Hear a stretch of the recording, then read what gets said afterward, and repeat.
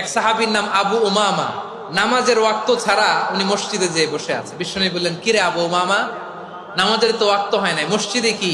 সাহাবী বলে, হুমুমুন লাজিমাতনি ওয়া দুয়ুন।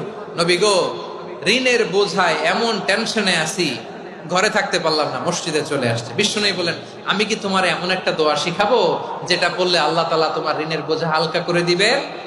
আবু উমামা বললেন, ইয়া রাসূলুল্লাহ, অবশ্যই শিখাবেন। বিশ্বনবী বললেন, তাহলে তুমি পড়বা, আল্লাহুম্মা ইন্নী আউযু বিকা মিনাল হাম্মি ওয়াল হাযান ওয়া আউযু বিকা মিনাল জুবনি ওয়াল বুখল ওয়া আউযু বিকা মিন গালাবাতিদ দাইনি ওয়া কাহরির রিজাল। ও আল্লাহ, তোমার কাছ থেকে দুশ্চিন্তা থেকে পানাহ চাই, কৃপণতা, ভীরুতা, অলসতা, কার্পণ্যতা, এই সব কিছু থেকে, মানুষের কঠোরতা, আমার উপর মানুষের আধিপত্য এবং ঋণের বোঝা থেকে পানাহ চাই।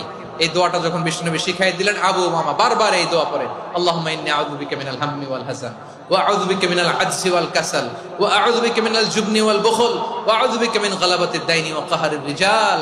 আবু উমামা বলে, এই দোয়া আমি পড়তে লাগলাম আর পড়তে লাগলাম, কিছুদিন পরে দেখা গেল বিশ্বনবীর শেখানো এই দোয়ার বদৌলতে আল্লাহ তাআলা আমার সব ঋণ পরিশোধের ব্যবস্থা করে দিয়েছেন।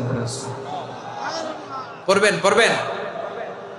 আমার প্রিয় পটুয়াখালীর ভাইয়েরা, বিশ্বনবীর জামাতা সাইয়্যিদিনা আলী রাদিয়াল্লাহু তাআলা আনহুর কাছে এক লোক এসে বলে, হে আলী, ঋণের বোঝায় আমি জর্জরিত, আমার কিছু অর্থ দিয়ে সাহায্য করো। সাইয়্যিদিনা আলী রাদিয়াল্লাহু তাআলা আনহু বললেন, আমি কি তোমারে এমন একটা দোয়া শিখাবো যেটা বিশ্বনবী আমাদের শিখিয়েছেন? এই দোয়া যদি তুমি পড়ো, লাউ কানা আলাইকা মিসলু জাবালিন কাবীরিন দাইনান আদাল্লাহু আনকা, পাহাড় পরিমাণে যদি ঋণের বোঝা হয়, আল্লাহ এটা পরিশোধের ব্যবস্থা করে দিবেন। ছোট্ট একটা দোয়া বিশ্বনবী শিখালেন, বললেন, তুমি পড়বা, আল্লাহুম্মা কফিনি বিহালালিকা আন হারামিকা ওয়া আগনিনি বিফাদলিকা আম্মান সিওয়াক। মুখস্থ আছে? হ্যাঁ, আছে। আল্লাহুম্মা কফিনি বিহালালিকা আন হারামিক, আল্লাহ তোমার হালাল দিয়ে আমাকে পরিতুষ্ট করো, হারাম থেকে বাঁচিয়ে রাখো, আর তোমার অনুগ্রহে মানুষের মুখাপেক্ষী যেন আমি না হই, আমি যেন সবসময় তোমার মুখাপেক্ষী হয়, ওই তৌফিক দিও। সুবহানাল্লাহ পড়েন। এই দোয়া বেশি বেশি পড়লে ঋণের বোঝা হালকা করে দিবে কে? তাহলে প্রিয় ভাইয়েরা, বিপদে পড়লেই প্রথমে কি পড়বেন? পটুয়াখালী ভুইলা গেছে।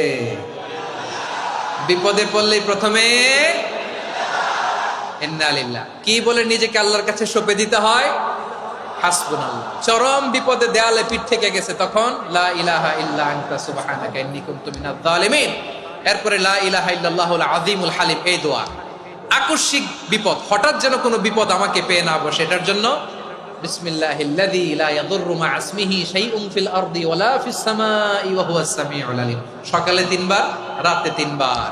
আর মারাত্মক tension, hyper tension, anxiety, depression থেকে বাঁচার জন্য 2 দোয়া, ইয়া হাইয়্যু ইয়া কাইয়্যুম, ইয়া হাইয়্যু ইয়া কাইয়্যুম, মনে থাকবে?